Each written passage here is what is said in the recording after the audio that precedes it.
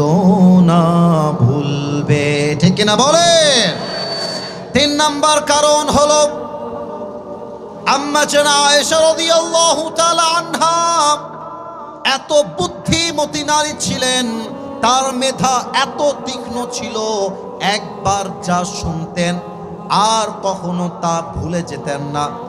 আল্লাহ তাআলা চেয়েছেন এমন একজন নারী যদি আল্লাহর রাসূলের স্ত্রী হয়ে যায়, পুরো বিশ্ব যেদিন ধ্বংস হয়ে যাবে, কিয়ামতের আগ পর্যন্ত নবীর হাদিসকে পুরো বিশ্বব্যাপী ছড়িয়ে দিবে একজন। আওয়াজ দিয়ে বলেন সবাই, তিনি কে? এই 3টা কারণে আল্লাহ তাআলা চেয়েছেন আমার পেয়ারা হাবিব যেন আম্মাজান আয়েশাকে বিয়ে করে।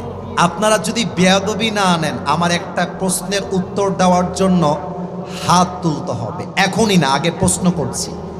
এখানে আমার মুরব্বী আব্বাজান কারা কারা এসেছেন? বেয়াদবি নেবেন না, একটু আব্বাজান যারা এসেছেন তারা একটু হাত তুলবেন।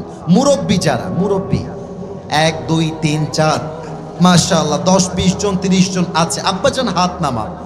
এবার যারা যুবক বয়সী তারা একটু হাত তোলেন, যুবক যারা এসেছেন। ও আচ্ছা, হাত নামা।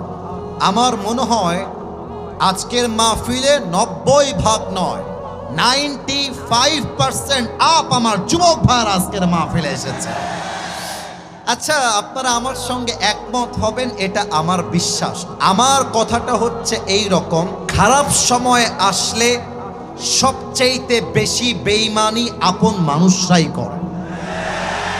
খারাপ সময় আসলে সবচাইতে বড় গাদ্দারি রক্তের মানুষরাই করে। খারাপ সময় আসলে নিজের বউটাই সবচেয়ে আগে পল্টি মারে যুবক ভাইরা, ঠিক কিনা বলো? এই দেখেন, তার প্রমাণটা আমি হাদিস থেকে দিচ্ছি যে খারাপ সময় আসলে মানুষের রূপটা পাল্টায় যায় কেমন করে। তবে খারাপ সময়ে ভেঙে পড়ো না।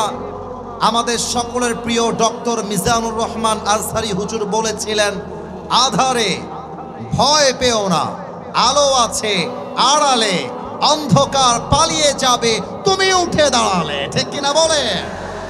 এই মুহূর্তে ছোট্ট একটা কবিতা মনে পড়ে গেল।